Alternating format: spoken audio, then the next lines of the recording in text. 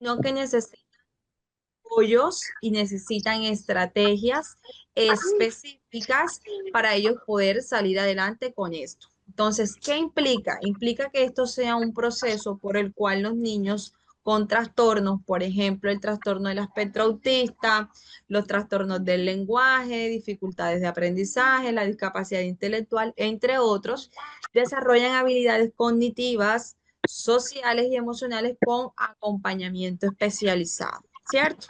Algunas características del aprendizaje para ellos de manera muy general es que su proceso de aprendizaje puede ser mucho más lento o va a requerir de una repetición constantemente.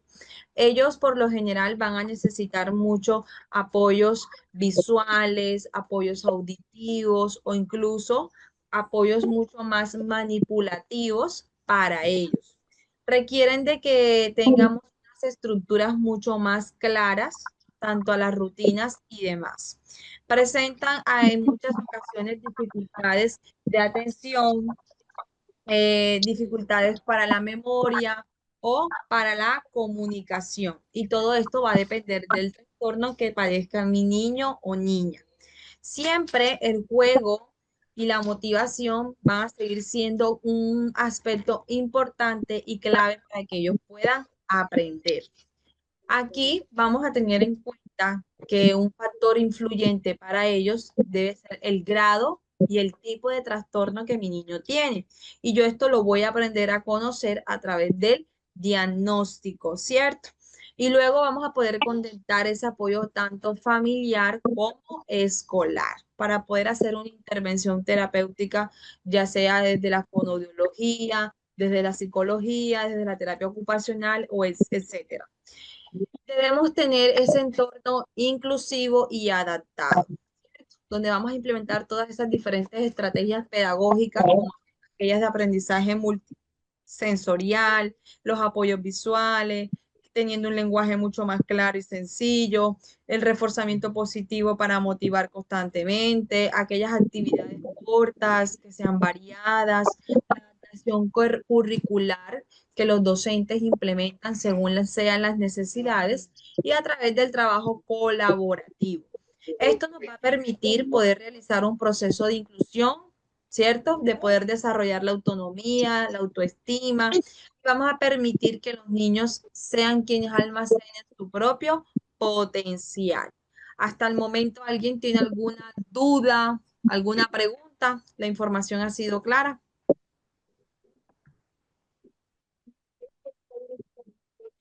Ok, muy bien. Entonces, vamos a observar un pequeño video. Vamos a observarlo con mucha atención y luego continuamos con nuestra tema.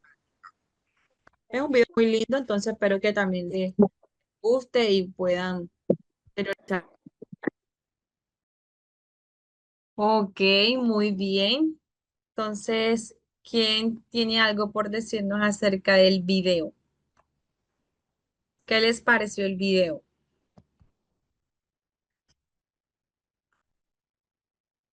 Marta, divino, ok. ¿Qué creen ustedes cuál es el mensaje que nos quiere de pronto transmitir este video?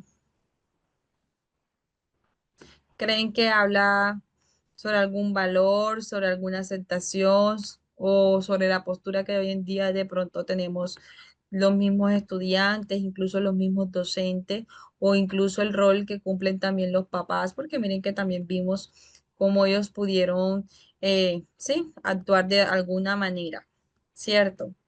¿Quién me puede decir? ¿Quién desea participar?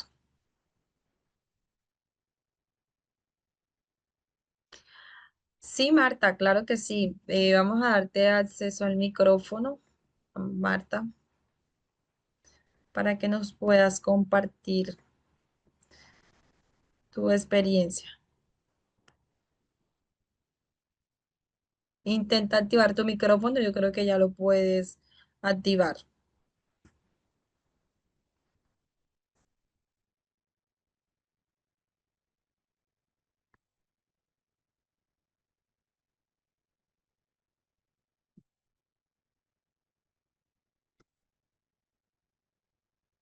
Intenta ahora, Marta, nuevamente, porfa.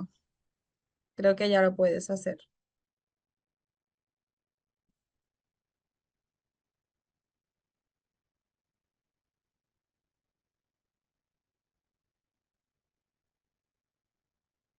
Bueno, acá nos dice Rocío, muy bueno que todos somos iguales y que debemos aceptarnos como somos, buscar nuevas estrategias de aprendizaje.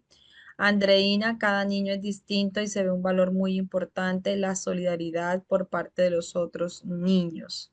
Ok, muy bien, excelente, así es.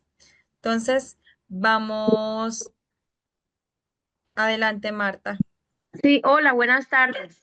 Buenas tardes.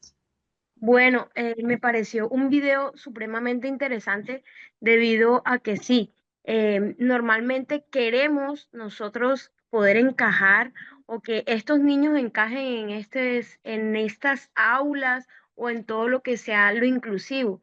¿Qué pasa? Que a veces los docentes se desesperan como que quiero el niño ideal, pero el niño ideal, ¿cuál es?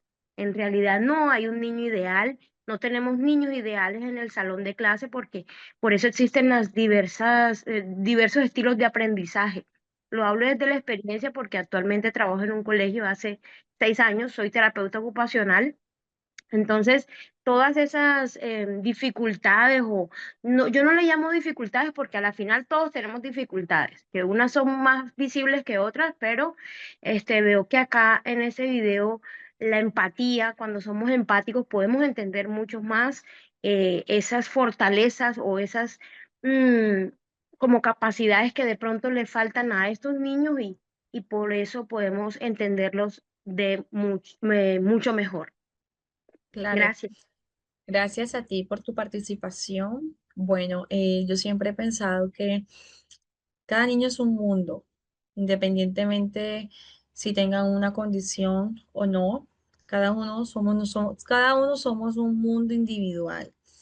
Y de alguna manera los docentes o las personas que compartimos en este entorno con niños, sabemos que debemos de pronto enriquecer nuestras estrategias, nuestras actividades para apuntar en poder darle, como quien dice, a ese mundo distinto que tenemos en el aula, en la casa. Y siempre he pensado que lo podemos hacer cuando nosotros logramos conocer a nuestros estudiantes, que le gusta, que no le gusta, que le apasiona, que le agrada, que disfruta, que lo hace feliz. Y cuando nosotros realmente descubrimos eso, es cuando yo pienso que un maestro o un papá o un cuidador encontró la llave para poder abrir, ¿verdad? Para poder compartir, para poder trabajar con ese niño. Entonces, la verdad es que han sido sus aportes bastante gratificantes. Acá Francesca nos dice, entre tarde, pero si no me equivoco, se trata de un niño autista y de la manera en la que se solarizan los demás ante dicha situación. Luz, cuando observamos estas características en nuestros alumnos o pacientes, pues no debemos forzarlo a ser quienes no son. Muy bien. Cada niño aprende a su propio ritmo, cada niño tiene sus propias características y que debemos ser un poquito comprensibles ante tal situación. Así es, Luz, la verdad es que de eso se trata precisamente, de aprender, de entender cómo son ellos, cómo perciben ellos, cómo aprenden ellos. Entonces, por esa razón, vamos a hablar ahora acerca de los diferentes estilos de aprendizaje. Entonces, vamos a definir en primera instancia qué viene siendo este estilo de aprendizaje. Entonces, es como la manera en la que una persona prefiere recibir, procesar y retener la información que se le brinda. En la infancia es muy útil que nosotros podamos reconocer porque nos va a ayudar a adaptar todas las estrategias pedagógicas que pueden potenciar el aprendizaje en nuestros estudiantes. Entonces vamos a hablar de de nuestros principales estilos de aprendizaje. Encontramos el estilo visual, y estos aprenden mejor cuando ellos observan, ya sean a través de imágenes, a través de gráficos, a través de videos, a través de colores, a través de esquemas, ¿sí? Y es que ellos van a recordar mejor lo que ven, ¿sí? van a tener un disfrute cuando observan mapas conceptuales y dibujos. Y por ejemplo, nosotros podemos abordar este tipo de aprendizaje con el uso de carteleras, de pictogramas, las presentaciones, las ilustraciones. Miren que aquí tenemos una imagen de un abecedario donde son fichas, ¿verdad? Que tienen la letra del abecedario y hay una imagen con la que inicia esa, en ese abecedario. Por ejemplo, tenemos la letra A, ¿verdad? La vocal A y tenemos A, árbol, ¿cierto? Ahí estamos incluso haciendo una similitud, ¿cierto? Y ese niño que es visual lo va a retener de esta manera. Encontramos el aprendizaje o el estilo auditivo, que es el que aprende mejor cuando escucha explicaciones, cuando escucha música, cuando escucha rimas, cuando escucha narraciones, tiene una buena memoria verbal y disfruta sobre las discusiones, por ejemplo, cuando hacemos un diálogo, cuando hacemos un debate y cuando de pronto hace lecturas en voz alta, ¿cierto? Este estilo lo podemos aplicar a través de canciones educativas, a través de debates, a través de los cuentos narrados, a través de las grabaciones, por ejemplo. Miren que cuando utilizamos en preescolar o en la etapa inicial rondas infantiles y usamos la A, ¿cierto? La canción de las vocales, las vamos aprendiendo, se las vamos mostrando en las imágenes y miren cómo nosotros podemos incluso agrupar los diferentes estilos de aprendizaje para nuestras clases. Cuando hablamos del estilo kinestésico o táctil, también se le llama, es que aquí se aprende mejor cuando manipulan los objetos, cuando los pueden mover, cuando los pueden tocar, cuando los pueden experimentar. ¿Sí? Ellos necesitan de esa acción, de ese hacer. Prefieren, por ejemplo, mucho los juegos de roles, las dramatizaciones, los experimentos. Por ejemplo, aquí podemos trabajar la construcción con bloques, los experimentos, los juegos de movimiento, aquellas dramatizaciones. Y miren que continuamos con la temática de las vocales y le puedo pedir que a mi niño que realice el cuerpo de la vocal E a través de plastilina, ¿cierto? O yo la realizo en un lugar plano y vamos a seguir el camino con el dedito índice y ya yo estoy formándole el cuerpo a mi vocal. Ok. Vamos a encontrar que existen también la parte del estilo lógico matemáticos. Ellos aprenden a través de la clasificación, a través del orden, a través de la seriación. Disfrutan de aquellos juegos que son de construcción y sobre retos mentales, por ejemplo, el rompecabezas y demás. Encontramos también el estilo social, que se apoya en poder a trabajar en grupo, de forma colectiva, necesitan de esa interacción, de ese trabajo en equipo, incluso aprenden y pueden procesar mejor la información cuando la comparten con un compañero o con un amigo y sean el quien la explique. Encontramos también el estilo solitario, que es el que prefiere trabajar solo, a su ritmo. Cuando está de pronto solo tiene una mayor concentración, aprende en espacios más tranquilos, aprende quizás escribiendo, plasmando lo que él está pensando, escuchando y lo voy escribiendo por mí solito de pronto. También se habla de un estilo de aprendizaje que está relacionado con la parte de la lectura y de la escritura, ¿cierto? Que es lo que podemos encontrar en modelos actuales como este estilo solitario, el estilo social y más que todos estos dos. Aquí se aprende mejor cuando ellos leen textos, tomando apuntes, escribiendo resúmenes, ¿sí? Disfrutan cuadernos, listas, redacciones, trabajos manuales sobre todo. Y aquí un ejemplo de este estilo puede ser la elaboración de diarios, de resumen, de investigaciones con libros o incluso la planificación de fichas. Esto nos va a permitir a nosotros poder conocer los diferentes estilos de aprendizaje, me va a permitir a mí poder adaptar la enseñanza a la forma en que cada niño aprende mejor, ¿cierto? Esto va a favorecer que el niño se encuentre estimulado, se encuentre motivado y pueda tener un buen rendimiento escolar. Conocer de estos estilos de aprendizaje o en la manera en que mi niño percibe el mundo me va a ayudar a mí en poder diseñar esas actividades inclusivas y variadas para que pueda yo potenciar el autoestima de mi estudiante y sentirse comprendido de tal manera. Ahora ustedes se preguntarán, profe, ¿cómo podemos nosotros a utilizar estos estilos del aprendizaje cuando tenemos a un niño con una condición? Por ejemplo, vemos el estilo visual en niños con trastornos, que también es muy útil en niños que tienen autismo, tienen una dislexia, porque las ayudas visuales, como las agendas, los esquemas, los pictogramas, organizan la información y reducen la sobrecarga cognitiva. ¿Sí? Y de esta manera vamos a permitir que mi niño se pueda apropiar de ella. Solo está en que yo voy a adaptar el nivel de la flexibilidad, qué tan complejo o qué tan flexible lo necesita mi alumno Juan, por ejemplo. Si me voy a mi estilo auditivo, con niños con trastornos, en algunos casos, como digamos el trastorno del lenguaje, no es suficiente, ¿cierto? Y necesitan apoyos visuales y gestuales. En TDAH son instrucciones deben ser mucho más cortas, mucho más repetitivas, ¿verdad? Ejemplo, utilizar esas canciones para aprender los números, grabaciones sobre cuentos, instrucciones orales acompañadas de gestos o de esa lámina en la que yo le muestro la acción en la que yo espero, deseo o quiero que mi niño pueda trabajar. Si me voy con mi estilo kinestésico, este estilo es muy fundamental para niños con TDAH, con discapacidad intelectual, con niños con dificultades del aprendizaje, porque el movimiento mejora la atención y la comprensión. Aquí se dan mucho los juegos de roles, actividades sensoriales, experimentos y dramatización. Y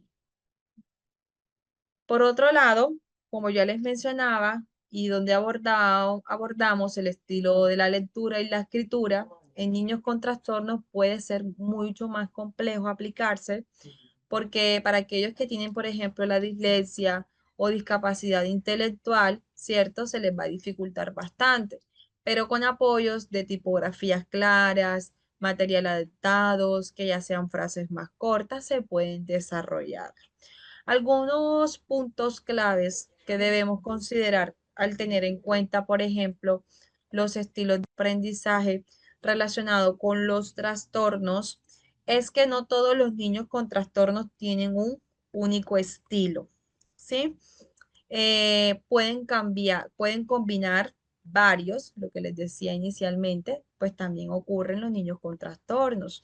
Pueden combinar varios. Es clave usar siempre un aprendizaje muy multisensorial, ¿sí? Que utilicemos, por ejemplo, lo visual, lo auditivo y lo kinestésico para componer o compensar donde exista de pronto una debilidad. Las adaptaciones curriculares y los apoyos personalizados nos van a permitir que cada estilo se pueda potenciar. Y el refuerzo positivo a través de la motivación son esenciales para poder mantener la atención y la autoestima de mi niño. Entonces podríamos concluir que los niños con trastornos del desarrollo y del aprendizaje sí tienen estilos de aprendizaje, pero necesitan de esos ajustes pedagógicos para aprovecharlos al máximo. ¿Ok? ¿Hay alguna pregunta hasta el momento? ¿O vamos bien?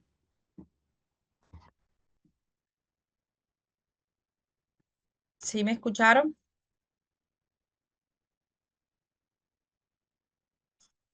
Bueno, vamos muy bien. Entonces vamos. Eliana me dice, vamos a repetir el pensamiento lógico. Ok.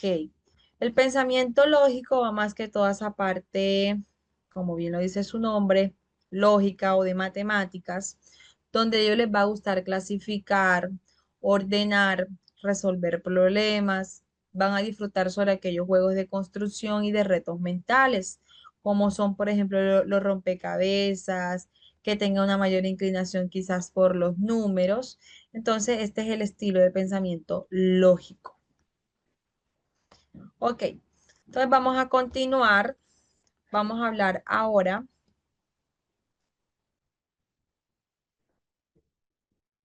sobre el juego. El juego como una herramienta pedagógica. Entonces, el juego pedagógico es el uso intencionado que yo le doy al juego como esa estrategia educativa para poder favorecer el aprendizaje, el desarrollo social, emocional, cognitivo y físico de los niños. No se trata solamente de diversión, sino de tener una experiencia formativa.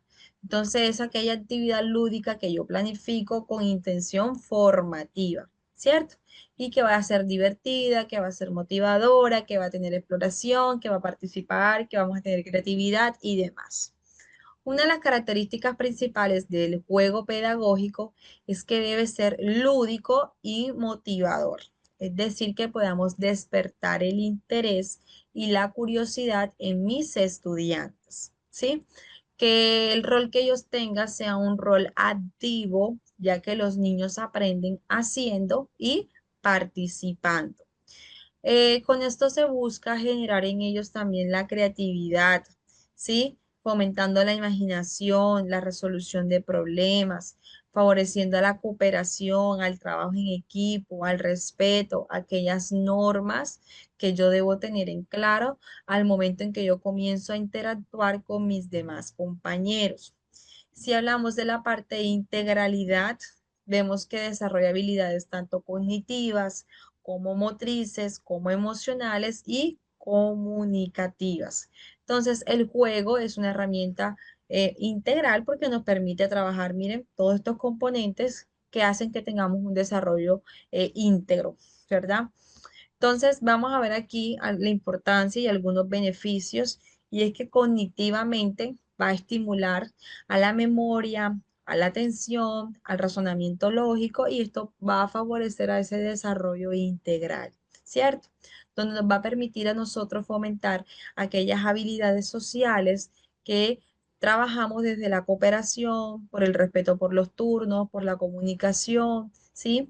De esta manera va a ayudar a la expresión de esos sentimientos, a manejar las frustraciones y a fortalecer el autoestima. De la parte, va a mejorar nuestra motricidad fina, nuestra motricidad gruesa y va a permitir que niños con o sin trastornos participen en igualdad. El rol del educador es muy importante en este papel, puesto que somos nosotros quien planifican esos juegos con esa intención educativa. Entonces yo tengo que tener claro cuál es el objetivo, cuál es la intencionalidad con dicha actividad. Nosotros observamos y adaptamos el juego a las necesidades que vamos viendo en nuestros estudiantes. Participamos, pero a la vez guiamos sin dirigir en exceso para darle ese rol protagónico que ellos tienen y evaluamos los aprendizajes que surgen en el juego. Entonces, si lo vemos en la relación con niños con trastornos o con necesidades, vamos a ver que nos va a facilitar la inclusión social, va a estimular la comunicación y el lenguaje, en niños con TEA, por ejemplo, ¿sí? Con el juego de roles. Vamos a ayudar a regular la atención y la conducta en niños de TDAH con juegos cortos y muy dinámicos. Y vamos a ir reforzando la motricidad y coordinación en discapacidad intelectual o motora. Entonces, el entorno también viene cumpliendo un rol muy importante. Y es que el entorno actúa como ese escenario activo que influye en cómo el niño explora, se relaciona y construye sus emociones. El entorno, cuando nosotros hablamos del entorno, implica todo aquello que a nosotros nos rodea, familia, escuela, comunidad, ambiente físico, ¿sí? Y que cada uno de ellos van cumpliendo un papel fundamental, ¿sí? Directamente en el desarrollo de los niños, cómo aprenden, cómo se relacionan y cómo se desarrollan.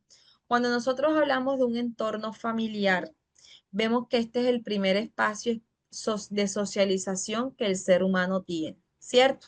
Este es el espacio que se brinda afecto, seguridad, pautas de crianza, va a ir reforzando esos hábitos, valores y actitudes. Cuando es positivo esta influencia en este rol, vamos a ver que fortalece la autoestima y el aprendizaje. De esta manera también se ve que cuando no lo es positiva, va a desfavorecer de pronto a la violencia, al abandono, y esto va a generar unos riesgos en el desarrollo. Cuando hablamos del entorno escolar, es aquel que nos va a ofrecer todos esos espacios pedagógicos estructurados, ¿sí?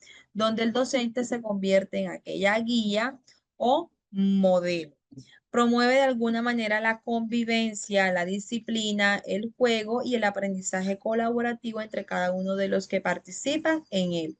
Esto nos va a propiciar, ¿cierto?, en que podamos aportar esas oportunidades para descubrir talentos, descubrir habilidades y demás.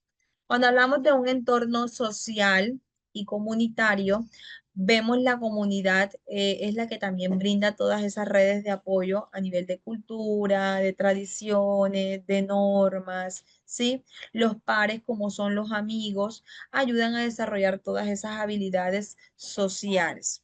En cuanto a espacios culturales, vamos a ver la parte recreativa, la parte de los deportes, que complementan la educación formal. Este entorno físico son todos esos ambientes seguros, ¿verdad? Limpios, estimulantes que facilitan la exploración y el juego.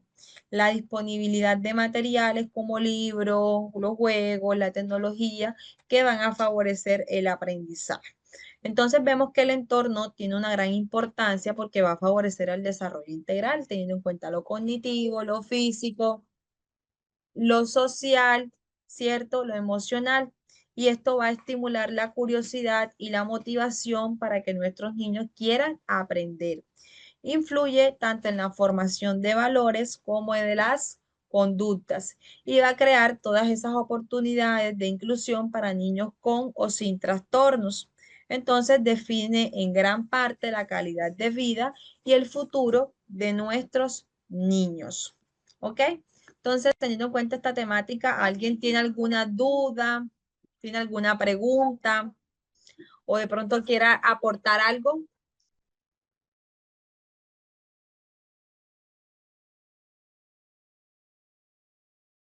La psicopedagoga nos dice acá, Carmen, me dice que mi hija autista le es fácil entender con lenguaje de señas y para la concentración usa una pelota en sus pies para el movimiento de sus pies. Ok, es una estrategia bastante significativa que le está trabajando la parte de coordinación, ¿sí? La parte de concentración, como nos dice Carmen.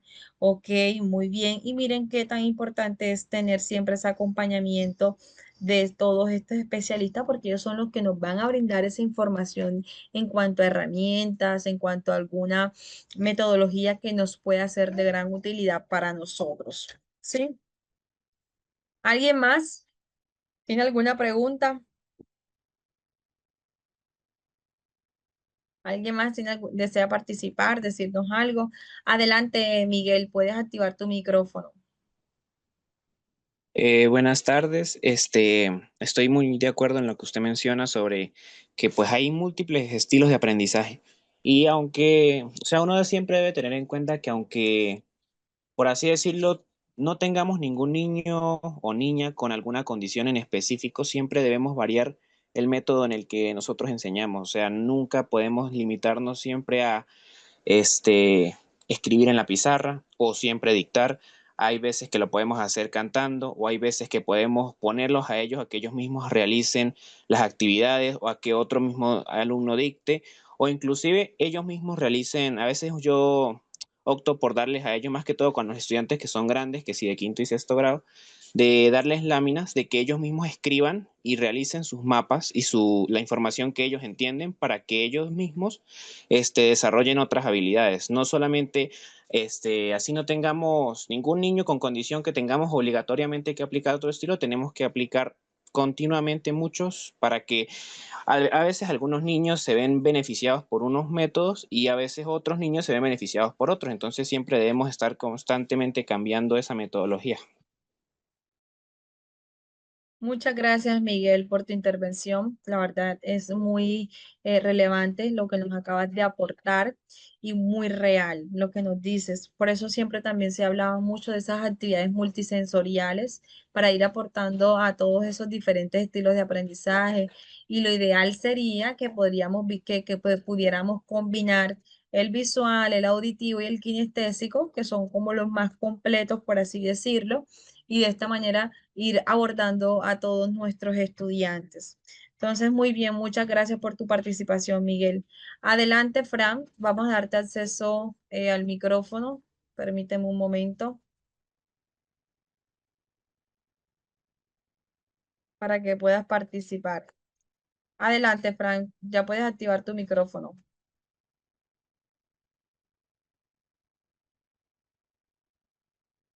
Hola, buenas tardes. Muy buenas tardes. Bueno, me alegra mucho estar participando. Doctora, es más que todo como un compartir y de pronto de parte suya o de los colegas, de los compañeros que están aquí. Si en la institución tenemos más de 15 estudiantes en un reporte o en un diagnóstico con discapacidades varias, ¿no? Sobre todo cognitivas, con TDAH, bueno.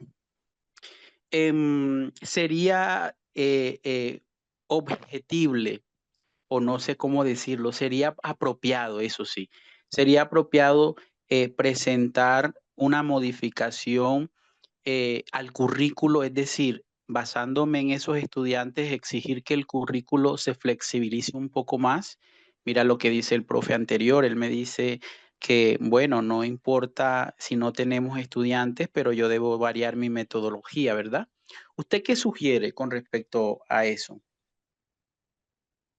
Bueno, eh, cuando nosotros tenemos estos estudiantes con estas necesidades, nosotros le hacemos unos ajustes especialmente para ellos, que se llama, como nos lo acaba de decir Marta, que es el PIAR. Son unos ajustes individuales razonables para ellos solamente, para ese estudiante, porque tú tienes que pensar de manera general en todo tu grupo, pero ya luego tú te vas mirando esa parte individual de ese estudiante que tú tienes, al cual tú le vas a hacer esa adaptación. ¿Sí me hago entender? Que es algo complejo, que es lo que nos dice Vivi, cuando tenemos 35 niños en un aula y tenemos 2 niños con condición, es un trabajo bastante complejo y de hecho es un reto para nosotros como maestros poderlos afrontar de alguna manera, ¿cierto? Pero en este caso no es lo más sugerible que tengamos de pronto 2 niños, 3 niños en un salón, porque la verdad no sería propio como tal del proceso y del desarrollo, pero ya aquí va mucho más la intervención administrativa, ¿sí? Que tenga la institución educativa, pero no es recomendable. ¿Logro responder tu pregunta, Fran?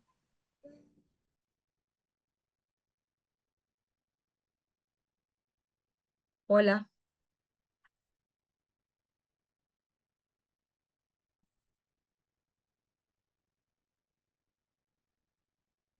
Bueno, yo creo que sí, no me contestó.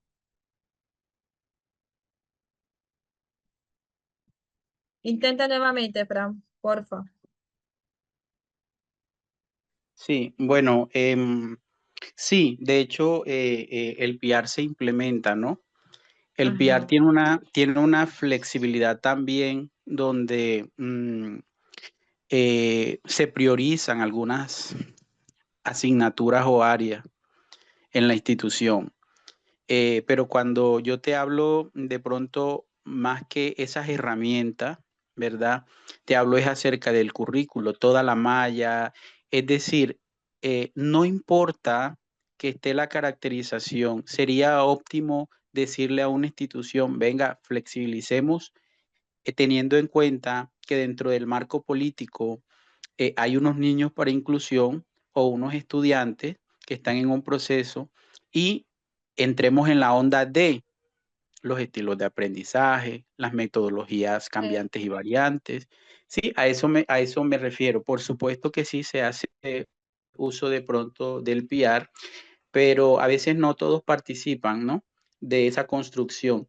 Y como ese es una herramienta enfocada a la familia o que tiene mucho que ver, perdón, con la familia, también descargamos la responsabilidad en ello. Todos somos corresponsables del proceso educativo y me interesaría de pronto seguir como andando y si hay más ideas acerca del currículo, lograr como establecer unos precedentes de pronto a nivel de que se corten con esas brechas de es que hoy amaneció Pedrito un poco alterado, yo no sé qué es lo que tiene, y más bien hoy Pedrito amaneció un poco alterado y fíjate que yo le di su tiempo y en ese tiempo, después de transcurrir 20 minutos, él logró establecer sus emociones y empezó a participar, pero empezó a participar a través de una hoja, haciendo trazos y poco a poco él fue argumentando acerca del tema, o sea, que el docente no lo vea como un impedimento, sino que diga, no, yo también tengo que estar preparado porque yo planeé, ya yo traía un currículo establecido, ya en mi malla me estaba diciendo X, función para con el estudiante. Listo, muchas gracias. A ti, Fran, por tu retroalimentación. Sí, de hecho, sabemos que, pues, como docente en esta parte educativa, existe ese currículo, existe esa malla que debemos cumplir de cierta manera, ¿cierto? Y que lo que vamos a hacer es precisamente adaptarla a esa necesidad que tienen nuestros estudiantes desde los cuatro pilares que tiene la educación: el poder aprender a conocer, el aprender a hacer, el aprender al vivir juntos y el aprender a ser. Entonces, siempre nos hablan de que podamos poder hacer toda esta flexibilización, toda esta parte de adaptación curricular o de ajuste, teniendo en cuenta los pilares y que se le pueda precisamente brindar ese derecho a la educación que estos niños también tienen. Y claro, Fran, todos estos aspectos que tú me mencionas son muy relevantes a tener en cuenta y ojalá pues todos los docentes pensáramos de alguna manera, bueno, tengo a Pedrito con esta situación, ¿qué puedo hacer? Yo vengo preparado, tengo una opción A, B, C, ¿sí? Hasta ver hasta dónde me va a funcionar con él y en dónde me va a dar ese resultado positivo que yo espero y quiero como docente. ¿Listo? Muy bien. ¿Alguien más tiene alguna duda, alguna pregunta? ¿La información ha sido clara? Muy bien.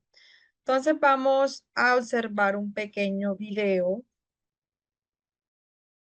Ok, muy bien. ¿Alguien me podría decir de qué nos hablaba el video?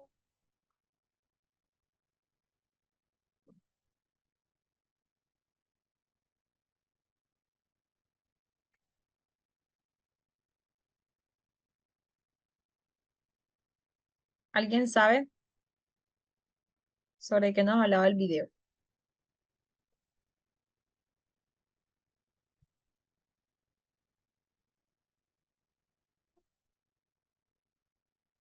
Bueno, vemos que el video nos hablaba acerca de ese desarrollo social, sobre ese desarrollo emocional, ¿verdad? De todo ser humano va desarrollando. Tengo un comentario por acá.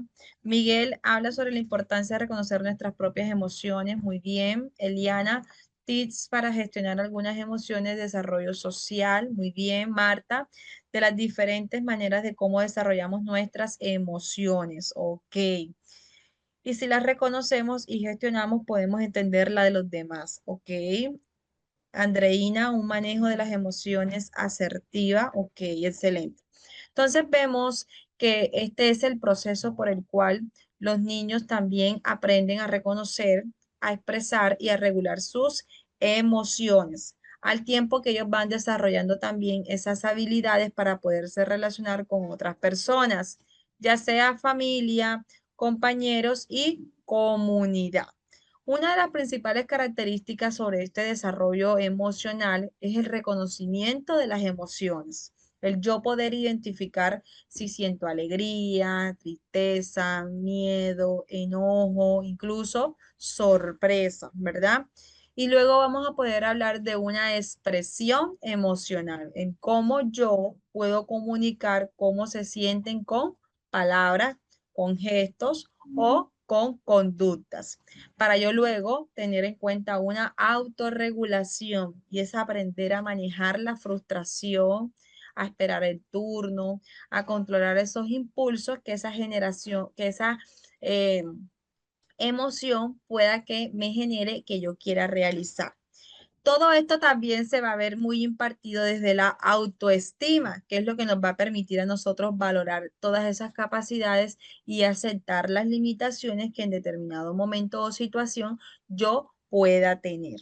Una de las principales características que se deben abordar también es esa interacción con los demás pares, el poder compartir, el poder jugar, el poder cooperar, ¿cierto? Y que lo vamos a ir desarrollando poco a poco a través de la empatía, que es la habilidad que nosotros poseemos para poder comprender y respetar los sentimientos de otros.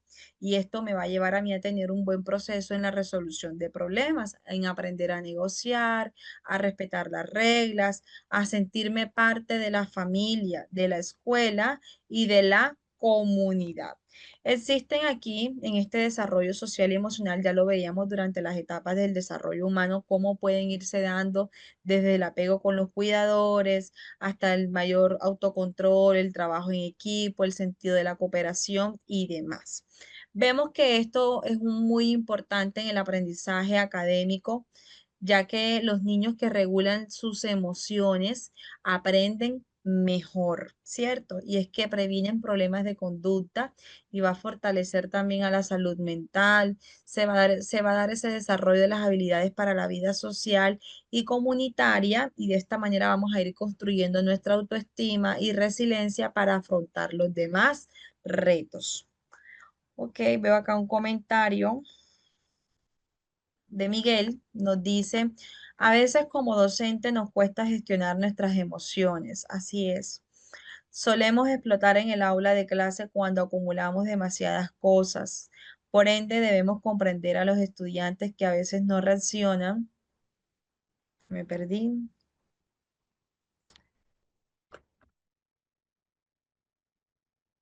Que a veces no reaccionan de la forma adecuada en medio de un conflicto, ayudarlas a entender cómo deben gestionar sus emociones y cómo deben actuar en una próxima oportunidad. Pero para eso debemos entendernos a nosotros sin exigir lo que no podemos dar. Así es, Miguel, excelente reflexión nos acabaste de compartir. Y bueno, desde docentes partimos desde el ejemplo y sí, a veces como personas, como docentes, nos cuesta irnos al aula de clase, a nuestro lugar de trabajo, ¿cierto? Y dejar quizás los problemas, las dificultades, las miles de situaciones que posiblemente vivamos también fuera del aula, fuera de ese contexto, ¿verdad? No dejamos todas esas problemáticas, todas esas cargas y pasa que vamos y explotamos en el salón de clases. Los niños de alguna manera también lo sienten, también lo perciben, también lo interiorizan, ¿sí? Y de alguna manera, profe, que usted también grita, profe, que usted también estaba enojado, ¿cierto? A veces no hay necesidad de que nosotros ni gritemos, ni digamos, ni lo expresemos, pero incluso en nuestra tonalidad de la voz se va a hacer visible o notorio que probablemente ese día no haya sido nuestro super día, por así decirlo. Muchas gracias por tu aporte, Miguel. La verdad es que es muy interesante y muy cierto.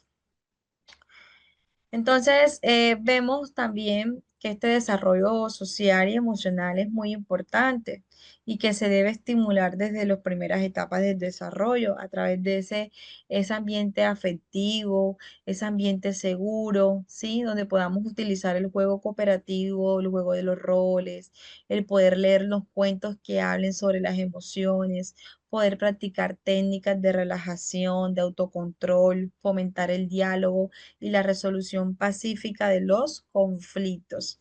A mí cuando yo estoy desarrollando mis clases, me gusta desarrollar muchas pausas activas con mis estudiantes. A veces les coloco música relajante de fondo, vamos a hacer ejercicios de respiración o vamos a cerrar los ojos y yo me voy a imaginar que estamos en la playa, que estamos en un lugar tranquilo, donde hay árboles, donde hay animales, y eso también ayuda a generar un poco de serenidad en ellos, que a veces están todas esas emociones así en un vaivén, ¿verdad? Por la cuestión, por los diferentes estímulos y la alta, de hecho, estímulos que tienen con sus otros compañeros y demás. Ok, muy bien. Entonces vamos a continuar.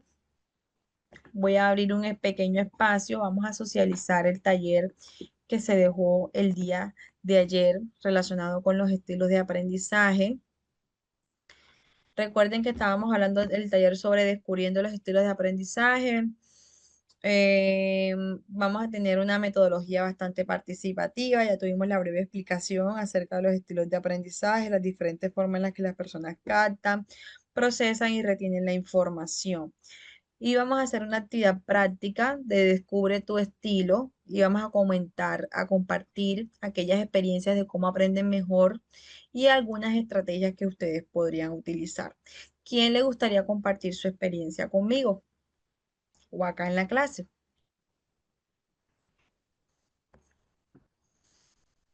¿Alguien desea compartirla? La idea era que todos pudieran realizar el trabajo y estuvieran preparados para participar el día de hoy.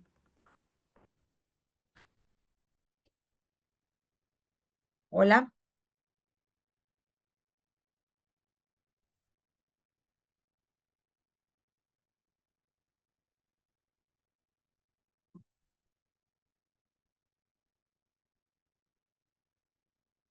nadie hizo el trabajo. Adelante, Miguel.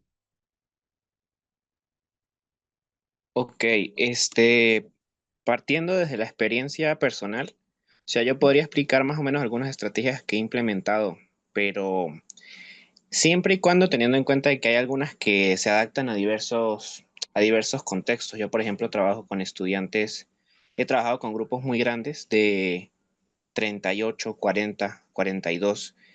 Entonces, por ejemplo, en la parte visual, cuando es quinto y sexto grado, cuando uno trata de explicar algún proceso, trato de usar mapas mentales en la pizarra, mapas conceptuales o imágenes que ellos entiendan y que puedan seguir una secuencia lógica sin necesidad de dictar y dictar y que ellos no entiendan qué es lo que están copiando. En la parte auditiva es más que todo la parte de los videos, donde, por ejemplo, en la parte de religión, donde uno explica alguna cosa de la Biblia, algo que sucedió, por ejemplo, en el arca de Noé. Entonces uno pone un video y ellos escuchan al narrador y ellos como que se interesan más por aprender. En la parte Sí. kinestésica, los experimentos son muy importantes, pero siempre supervisados porque, por ejemplo, en los casos de los niños pequeños, pues ellos siempre necesitan ayuda de algún papa, de algún representante para que los ayude con sus materiales, con que no se les vaya a dañar nada y bueno, más que todo esa parte. Y en lectura y escritura, pues lo que son resúmenes y eso, de la forma en que ellos piensen, más que todos los niños grandes es esto, que ellos tienen que aprender a pensar, aprender a internalizar lo que ellos leyeron, porque hay muchos que les cuesta, a veces leen y no entienden lo que Lo leen y que pues bueno, eso parte de otro lado, entonces hay que ponerlos mucho a leer para que ellos copien lo que entendieron, así sea poquito, pero que expliquen lo que ellos entendieron.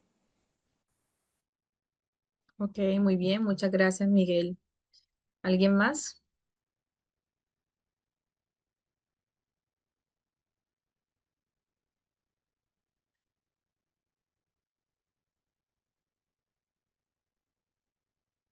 Ok, adelante, Fran. Intenta activar micrófono, porfa. Aló, ¿sí? Bueno, Sí. yo no hice la tarea, no mentira. Profe, pasa lo siguiente. Eh, yo asumí, por ejemplo, cuatro estudiantes, cinco, perdón, dos niñas y tres varones. Eh, los chicos en extra edad de 13 y de 12 en grado tercero. El mayor problema con la compañera era que no le traían actividades de la casa. Los chicos no participaban en clase, se distraían con facilidad, eran disruptivos son disruptivos con sus compañeritos. Se convertía y algo que mencionaba un colega ahorita, acá presente, dijo, a veces uno se llena de estrés, entonces se convertía el aula en una zona de combate. ¿Qué hice yo? Hice eso que le llamamos los ajustes, los extrajes del salón de ella, los tengo yo. Entonces se le empezaron a crear estrategias, ¿no? Tratando de mediar en esos estilos que cada uno posiblemente, ¿no? Haya, porque ya hay otros factores que no le permiten a uno determinar eso. Entonces, por ejemplo, se acabaron las tareas, porque si el problema era que usted no me trae tarea y se convertía en un caos, no va a haber tareas. Acá no va a haber tarea conmigo, pero va a haber una producción con unos libros que son unos módulos. Entonces, solo se evalúa lo que se produce en el entorno, en el salón educativo, porque de una u otra forma, si no me daba un resultado, me tenía que dar otro. Y por supuesto que quedan ahí atrapados y profe, ¿cómo es? Y esto me lo explica y esto no lo entendí. O sea, hay una mayor concentración donde ya el cerebro de cada uno de ellos entendió que venía a producir algo específicamente de un texto ya pues prediseñado. Eso por un lado. La conducta es bastante complicada, la verdad es bastante complicada. Sin embargo, pues uno trata de ampliar eso que llamamos paciencia revuelto con un poquito de amor. Entonces uno trata como de sobrellevar toda la situación y es darle su espacio. Me ha funcionado mucho con los niños que se alteran muy fácilmente y llega de pronto disgustado y me dice, otra vez el libro, ese libro de matemáticas, pero ya yo voy por la página 60, ¿cuándo lo voy a terminar? Y yo, bueno, listo, está bien, cuando tú desees, porque como te puedes dar cuenta, no te estoy obligando, de todos modos te lo voy a colocar aquí en tu asiento y si tú ves bien hacerlo ahorita, listo. Lo que sí te voy a agradecer es que tus compañeros están trabajando, le permitas a ellos que desarrollen su actividad, ¿vale? Y entonces el chico se queda ahí y de repente a los 40, 20 minutos, 15 minutos, toma el libro solito, lo abre. Entonces uno en el pensamiento de uno no empieza, gloria a Dios, Padre nuestro. Entonces son como todas esas cosas que uno dice, bueno, aquí algo está funcionando, así sea a gramitos. Pero sí, tiene mucho que ver con uno ser imperactivo de pronto con los estilos de aprendizaje, aplicarlos y muy aparte de que él tenga, por ejemplo, el estilo de aprendizaje kinestésico, que ya usted lo describió ahorita, a veces se le sale a uno un poquito de las manos porque uno quisiera que hondara otros espacios, ¿no? Para que ampliara y magnificara su aprendizaje. De todos modos, pues yo creo que los que estamos aquí hacemos misión imposible para todas estas cosas que hoy usted nos está diciendo, que a veces nosotros leemos por ahí, todo eso es verdad, uno dice, bueno, si lo quiero practicar otra vez y voy a comenzar de cero, profe. Sí, yo creo que todos hemos hecho la tarea de una u otra forma a través de la experiencia con los chicos en el salón. Muchas gracias. Gracias a ti, Fran, por la retroalimentación, que la verdad es muy valiosa y gratificante para todos los compañeros. Bueno, entonces vamos a continuar. Quiero compartirle a ustedes esta frase que nos dice: el desarrollo infantil está enmarcado en una serie de procesos físicos, cognitivos, sociales, subjetivos, emocionales y demás, que habilita a los infantes y niñas en una vida autónoma y plena. De igual forma, en sus primeros años de vida requieren un apoyo significativo del medio que los rodea para lograr su desarrollo integral. Entonces, les quiero hablar a continuación. Me gustaría que alguno de ustedes me pudiera decir con qué imagen ustedes podrían definir un vínculo afectivo sano. ¿Quién me podría relacionar alguna de estas imágenes con un vínculo afectivo sano? Lo podemos hacer a través del chat.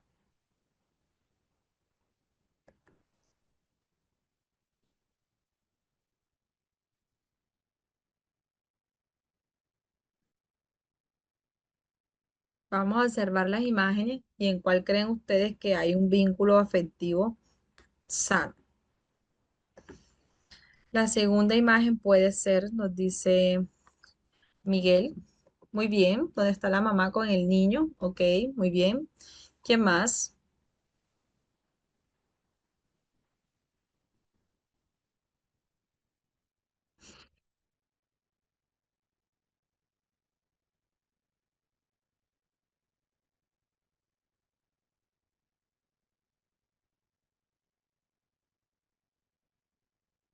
La primera nos dice Liana. La principal sería la familia, ok. El amor se puede transmitir a una madre y a su hijo y viceversa, ok. La segunda, ok. Entonces podríamos decir, por ejemplo, donde está la mamá con las rosas, el niño, donde están los padres con el niño y donde están los diferentes niños aquí quizás jugando y demás, ¿cierto? Entonces vamos a ver lo que viene siendo ese apego o ese vínculo sano. ¿Qué es el apego? El apego es aquel lazo emocional. Permítanme un momento, ya les comparto nuevamente.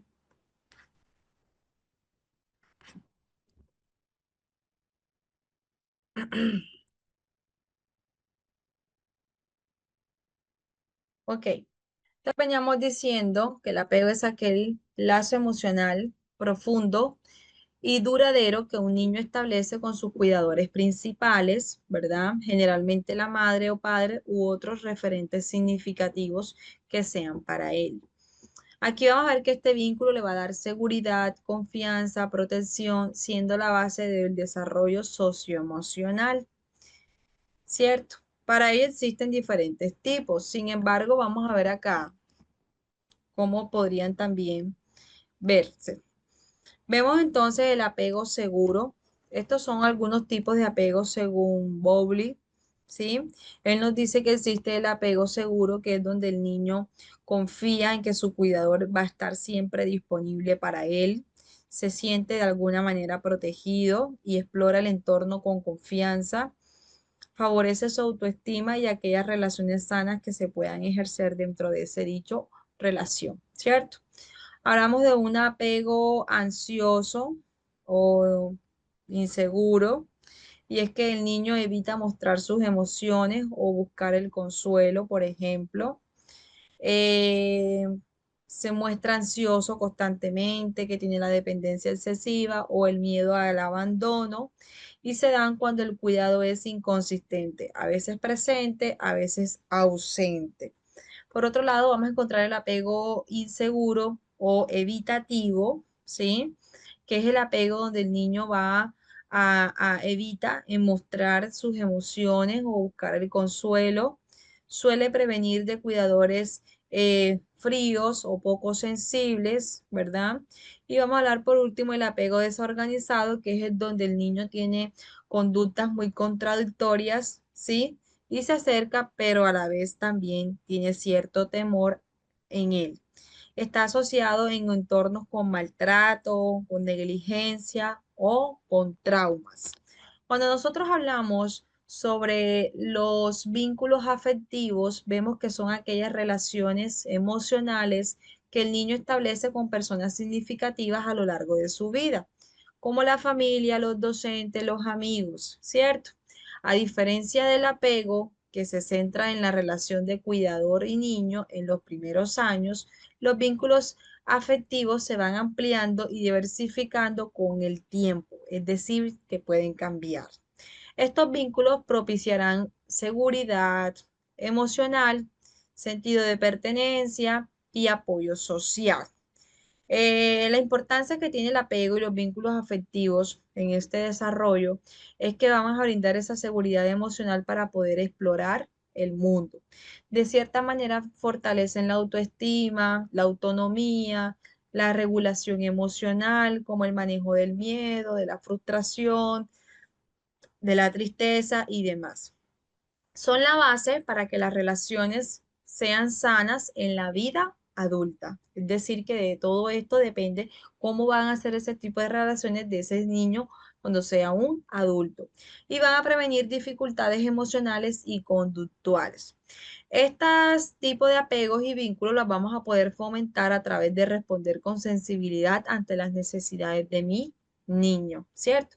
Que de pronto él sienta, observe que yo respondo ante sus necesidades. Poder brindarle ese afecto constantemente y de manera coherente. Poder compartir tiempo de calidad a través del juego, a través de la lectura, a través de la conversación, ¿cierto? Donde poco a poco vamos a darle validez a sus emociones. Por ejemplo, cuando les decimos, entiendo que estés triste, que estés enojado, ¿sí? Y de esta manera vamos a poder crear un entorno seguro, con rutinas y límites claros. Hasta el momento la temática fue clara. ¿Alguien tiene alguna duda, alguna pregunta?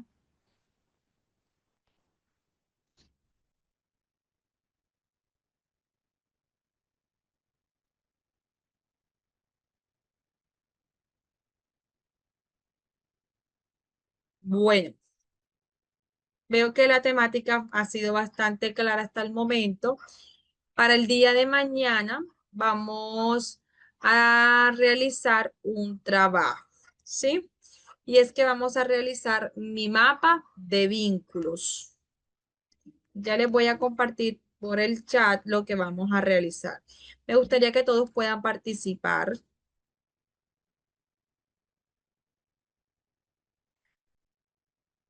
Vamos a realizar entonces mi mapa de vínculos, se llama la actividad.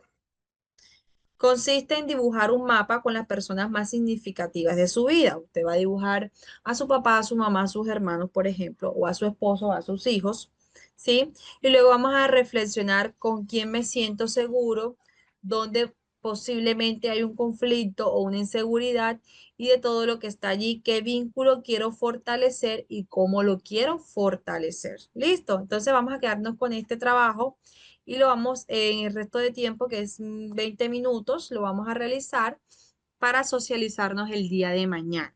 Entonces, ya no siendo más, les dejo el espacio para que puedan trabajar de manera sincrónica y nos vemos nuevamente en la asesoría del día de mañana, que espero que todos ustedes puedan socializar la actividad. ¿Listo? Entonces, no siendo más, ya lo dejo con nuestra asesora.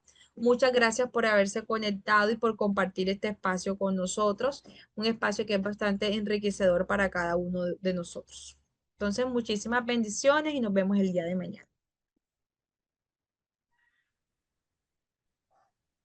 Muchas gracias, profe, por toda esa información que nos dio. Bueno, esa misma información la puedo compartir en el chat para que las personas que de pronto no estuvieron muy presentes pues tengan conocimiento para socializar el día de mañana. Creo que algunos me escribieron que por motivo de conexión pues les tocó pues salirse del chat o pues les desconectó pues el internet. Entonces, pues bueno, quería preguntarles, compañeros, si tienen alguna duda hasta el momento, si hay algunos que desean adquirir la certificación de este diplomado, si algunos de pronto no pertenecen aún al grupo oficial, pues le quiero acá copiar pues el chat del grupo oficial para que pues se puedan vincular o escribirme a mi número el 301 que termina en 428, que es como el número principal para estarles brindando cualquier tipo de información, recordándole que hasta el día viernes, que es mañana, sí, a las 11:59 hora Colombia, pues estaremos recibiendo el aporte para la muy buena clase. Gracias, Fredina y Anabel. Activas desde Guaira, Venezuela. Muy bien. Muchas gracias por su participación también el día de hoy.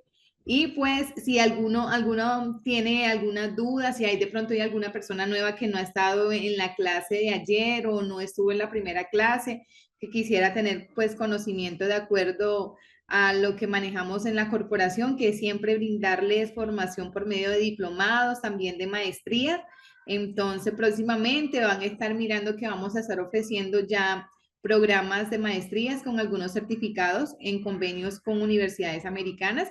Entonces, pues, para que estén ahí muy juiciosos, los que aún no se hayan unido a nuestras redes sociales, los invitamos, aparecemos tanto en LinkedIn, en TikTok, YouTube, Facebook, Instagram, como @diplomadosil. Entonces, dice, ¿existen recursos para reforzar estos conocimientos? Me pregunta Eliana o me confirma. Y recuerden que también si desean hacer el aporte para el certificado, se estaría también apuntando el material de estudio, que es como todo el programa analítico de este diplomado, que le puede servir para pues su estudio, interacción y poner también en práctica. Y se compartiría también toda la grabación de las sesiones, ¿listo? Entonces, pues, pregunta Eliana de cuánto sería el aporte para la certificación. Eliana, en el momento de pronto tú no te encuentras en el grupo de oficial, el grupo de las personas que desean certificarse.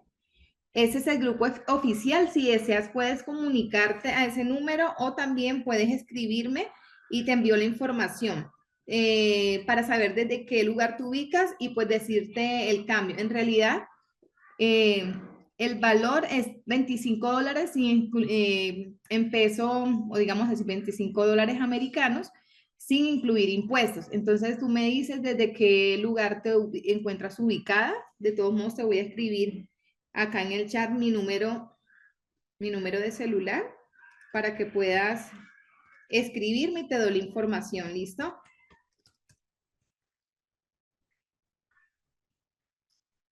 Y la doble titulación, exactamente. Primera opción, $25 y la doble titulación, 45. Muy bien, muchas gracias, Francesca, por la información. Con la primera pregunta, me estabas preguntando, ¿existe recursos para reforzar estos conocimientos? ¿Cierto, Eliana? Ok, eres de Ecuador, muy bien. Listo, entonces, pues sí, yo te puedo enviar un enlace o un link donde se pueden realizar pagos allá directamente. Tú indicas que son los $27, tal cual, el aporte, y yo te hago la conversión, te colaboro con eso. Los materiales que tenemos, más que todo, como toda la base de bibliografía web y todo, está en el material de estudio. ¿Listo? O también, si deseas, el día de mañana, sí sería excelente que también te unieras con nosotros y preguntarle también a la docente en qué otro lugar se puede, o bueno, qué otros materiales cuenta ella donde pueden también consultar toda esta información del diplomado, que sería también muy enriquecedor para cada uno de ustedes. En realidad, por mi parte, a mí me encantó mucho el video, el primer video que vimos, en realidad casi lloro. Fueron muy bonitos, en realidad me pareció muy lindo de la mentalidad de que los niños con autismo miran el mundo, me pareció hermoso.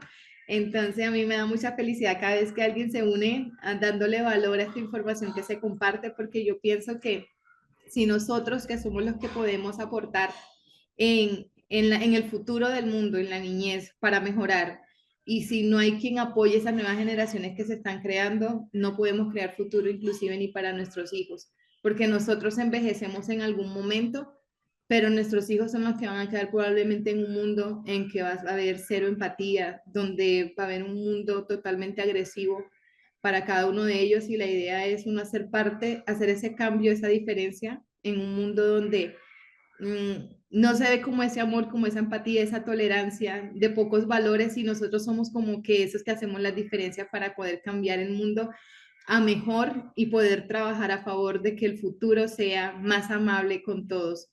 Entonces, no siendo más, listo, Eliana, pues si gusta me escribes a mi número, listo, yo estoy pendiente y te envío esa información. La idea es que si cada uno pueda pues recibir el certificado, pueda soportar que están recibiendo estos y adquiriendo estos conocimientos, ¿listo? Entonces estoy muy pendiente. Cualquier cosa nos vemos mañana. Yo ahorita bueno, comparto para los otros compañeros la actividad que se dejó y quedamos así pendiente. Mañana nos conectamos a las 4. ¿Alguna duda me escriben al interno o también por medio del oficial, que el chat está totalmente abierto? Pueden escribirme. Bueno, feliz tarde. Dios los bendiga a todos. Que estén muy bien. Gracias por participar de la clase de hoy.